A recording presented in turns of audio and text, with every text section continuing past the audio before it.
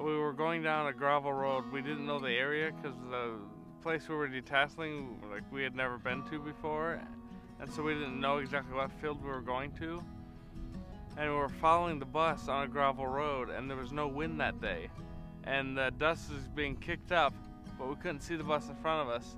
The bus stopped at a stop sign. I saw the bus in front of us, and I yelled at my friend, and so he tried to swerve to the left to miss the bus, but we were so close to the bus that we rear-ended the bus.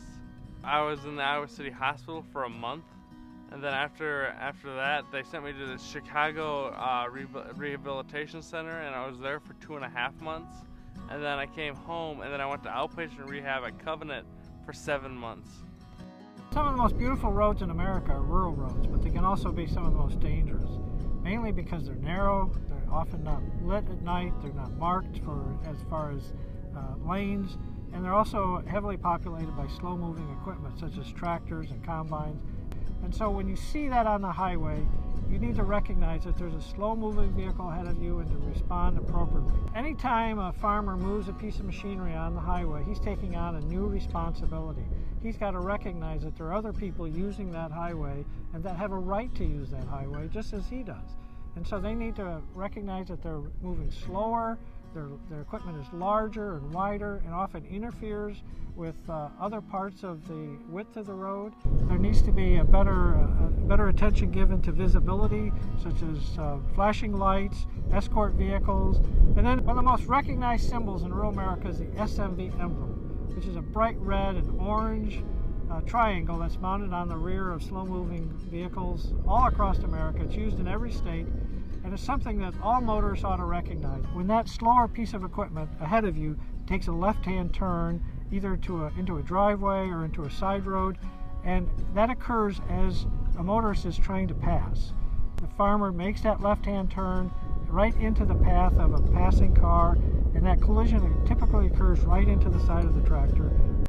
Every farmer now almost lives in their pickup truck with their telephone, they're texting, they're making phone calls while they're traveling, and we all recognize that if you've ever done this, that how often that distracts you, and in just a few seconds, even a second or two, you can be traveling 60, 70, 100 feet, and the next thing you know, you've got something right in front of you and it startles you because your focus is on that telephone or returning that call or sending a text message. Almost every state requires seatbelt usage by the operator, and in most states it's required by the passengers.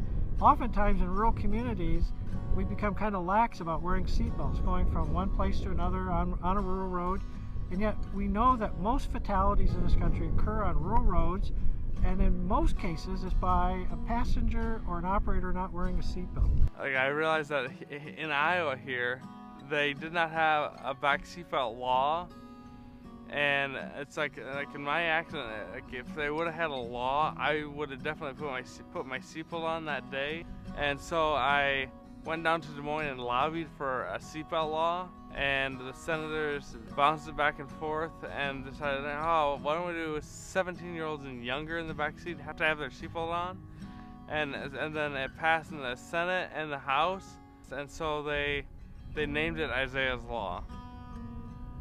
Because I was the person who advocated for it. One of the aspects of traveling on rural roads that people may not recognize, especially on unpaved roads, is the dust.